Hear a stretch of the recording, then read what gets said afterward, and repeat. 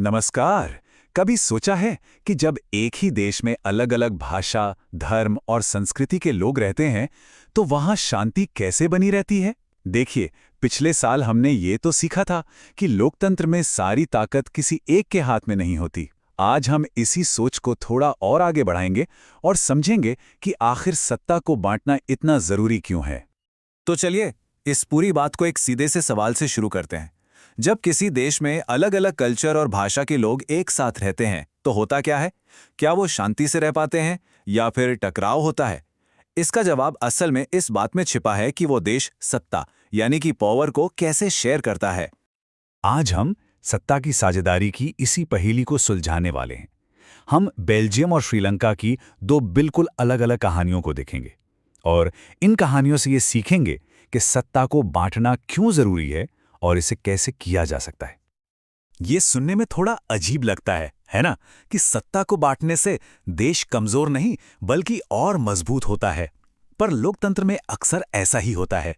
तो चलिए पता लगाते हैं कि पावर को डिवाइड करना असल में किसी देश को स्ट्रांग कैसे बना सकता है। इस पहेली को समझने के लिए हम दो लोकतांत्रिक देशों की कहानी देखेंगे, बेल्जियम और श्रीलंका। दोनों ही देशों में जबरदस्त डाइवर्सिटी है, लेकिन दोनों ने इसे संभालने के लिए बिल्कुल अलग रास्ते चुने और उनके जो नतीजे हुए वो भी जमीन आसमान जितने अलग थे। तो पहले बेल्जियम को देखते हैं। यहाँ का मामला थोड़ा पेचीदा है। देश की कुल आबादी का 59% हिस्सा डच बोलता है और 40% फ्रेंच। लेकिन असली ट्विस्ट आता है राजधानी ब्रुसेल्स में। वहां 80% लोग फ्रेंच बोलते हैं। सोचिए, पूरे देश में डच बोलने वाले ज्यादा हैं, लेकिन कैपिटल में फ्रेंच बोलने वालों का दबदबा है। ये तो तनाव के लिए एक परफेक्ट रेसिपी लगती है कि नहीं? अब जरा श्रीलंका को देखिए। यहाँ की तस्वीर बिल्कुल साफ है। एक तरफ 74% सिंगली भाषी हैं और दूसरी तरफ सिर्फ 18% तमिल भाषी। मतलब बेल्जियम की तरह कोई बराबरी वाला मामला ही नहीं है। यहाँ एक कम्युनिटी की क्लियर मेजॉरिटी है और यही बड़ा फर्क दोनों देशों के भविष्य को बिल्कुल अलग-अलग रास्तों पर ले जाएगा। अच्छा, इससे पहले कि हम आगे बढ़ें, आइए इस जातीय या एथनिक शब्द को समझ लेते हैं। इसका सीधा सा मतलब है साझा संस्कृति पर आधारित एक सामाजिक बंटवारा। ऐसे ग्रुप के लोग ये मानते हैं कि उनके पूर्वज और उनकी संस्कृति एक है, भले ही उनका धर्म या देश अलग-अलग हों। ये समझना इसलिए जरूरी है क्योंकि बेल्जियम और श्रीलंका दोनों में टकराव की जड़ यही जातीय पहचान थी। तो बेल्जियम में भी 1950 और 60 के दशक में डच और फ्रेंच बोलने वालों के बीच टेंशन बढ़ने लगी थी, लेकिन वहां के लीडर्स ने टकराव की आग को और भड़काने के बजाय समझदारी का रास्ता चुना। उन्होंने एक ऐसा मॉडल बनाया जो आज भी दुनिया के लिए एक मिसाल है। तो बेल्जियम ने यह कमाल किया कैसे? जरा इन 4 बड़े कदमों को देखिए। पहला, और ये बहुत बड़ी बात थी, उन्होंने तय किया कि सेंट्रल गवर्नमेंट में डच और फ्रेंच बोलने वाले मंत्रियों की संख्या बराबर होगी, भले ही किसी की भी आबादी ज्यादा हो। दूसरा, उन्होंने केंद्र की कई शक्तियां राज्यों को दे दी ताकि वो अपने फैसले खुद ले सकें। तीसरा, राजधानी ब्रुसेल्स के लिए एक अलग सरकार बनाई जिसमें भी दोनों कम्युनिटीज को बराबर का हक मिला। और चौथा, उन्होंने एक बिल्कुल अनोखी कम्युनिटी गवर्नमेंट बना डाली जो सिर्फ भाषा और कल्चर जैसे मामलों को देखती थी। कितना शानदार सॉल्यूशन था। तो इन मुश्किल लेकिन समझदारी भरे कदमों का नतीजा क्या निकला? नतीजा शानदार था। देश सिविल वॉर के मुहाने से लौट आया, एकता मजबूत हुई और जब यूरोपियन यूनियन बनाने का फैसला हुआ तो बेल्जियम के इसी शांतिपूर्ण मॉडल को सम्मान देते हुए ब्रुसेल्स को उसका हेडक्वार्टर चुना गया। चलिए अब बेल्जियम की इस समझदारी भरी कहानी से निकलकर श्रीलंका की तरफ बढ़ते हैं, जिसने एक बिल्कुल अलग टकराव और दबदबे का रास्ता चुना। इस रास्ते को कहते हैं बहुसंख्यकवाद। तो ये बहुसंख्यकवाद है क्या? सीधी भाषा में कहें तो ये जिसकी लाठी उसकी भैंस वाली सोच है। ये मानता है कि अगर कोई समुदाय संख्या में ज्यादा है तो उसे देश पर अपनी मर्जी से राज करने का पूरा हक है, भले ही इससे माइनॉरिटी की जरूरतों और इच्छाओं को कितना भी नुकसान क्यों न पहुंचे।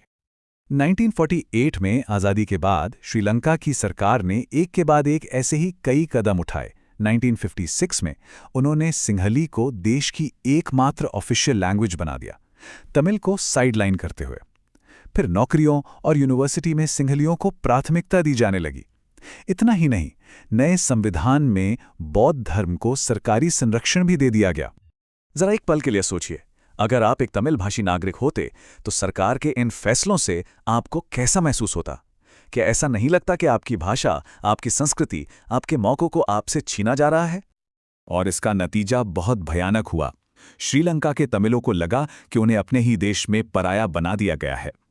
दोनों समुदायों के बीच नफरत की दीवार इतनी ऊंची हो गई कि देश गृह युद्ध यानी सिविल वॉर की आग में झुलस गया। इस जंग में हजारों लोग मारे गए और देश सालों पीछे चला गया। बेल्जियम की सफलता और श्रीलंका की तबाही की ये दो कहानियां हमें एक बहुत बड़े सवाल पर लाके खड़ा करते हैं। आखिर सत्ता की साझेदारी इतनी जरूरी क्यों है? इसके पक्ष में दो तरह के मजबूत तर्क दिए जाते हैं, एक युक्तिपरक यानी कि प्रैक्टिकल और दूसरा नैतिक। तो बेल्जियम और श्रीलंका की इन कहानियों से हम सीखते क्या हैं? हम सीखते हैं कि सत्ता को बांटने के पीछे दो बड़ी वजहें हैं। पहली वजह है युक्तिपरक, मतलब एक समझदारी भरा फैसला।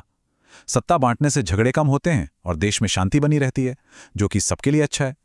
दूसरी वजह है नैतिक। लोकतंत्र की आत्मा ही यही है कि सत्ता सबके हाथ में हो, क्योंकि देश किसी एक का नहीं बल्कि सबका होता है। तो हमने ये तो समझ लिया कि सत्ता की साझेदारी क्यों जरूरी है, लेकिन इसे किया कैसे जाता है। चलिए अब एक हेल्दी डेमोक्रेसी के टूल किट पर नजर डालते हैं, यानी सत्ता के बंटवारे के अलग अलग रूप क्या हैं। तो सत्ता बांटने के तरीके क्या क्या हैं? मॉडर्न डेमोक्रेसी में इसके 4 मेन फॉर्म्स हैं। पहला, हॉरिजॉन्टल डिस्ट्रीब्यूशन, यानी सरकार के 3 अंगों लेजिस्लेचर, एग्जीक्यूटिव और जुडिशरी के बीच पावर का बंटवारा। दूसरा, वर्टिकल डिस्ट्रीब्यूशन, जिसमें पावर ऊपर से नीचे की ओर बढ़ती है, केंद्र सरकार, फिर राज्य सरकारें और फिर हमारी पंचायतें। तीसरा, सामाजिक समूहों के बीच, जैसा हमने बेल्जियम में देखा। और चौथा, राजनीतिक दलों के बीच, जैसे जब कोई एक पार्टी मेजॉरिटी नहीं ला पाती तो कई पार्टियां मिलकर गठबंधन सरकार बना लेती हैं। अब मैं आपको एक सवाल के साथ छोड़कर जाना चाहता हूं। भारत जैसे विशाल और विविधता से भरे देश में राष्ट्रीय एकता बनाए रखने के लिए सत्ता के बंटवारे का इनमें से कौन सा रूप सबसे ज्यादा महत्वपूर्ण है? इस पर जरूर सोचिएगा। तो आज हमने क्या सीखा? चलिए फटाफट दोहराते हैं। सत्ता की साझेदारी सामाजिक विविधता को संभालने और देश को टकराव से बचाने का सबसे अच्छा तरीका है।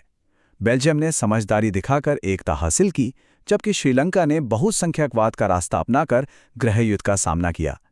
और आखिर में सत्ता की साझेदारी सिर्फ एक प्रैक्टिकल फैसला ही नहीं है, बल्कि ये लोकतंत्र की आत्मा भी है।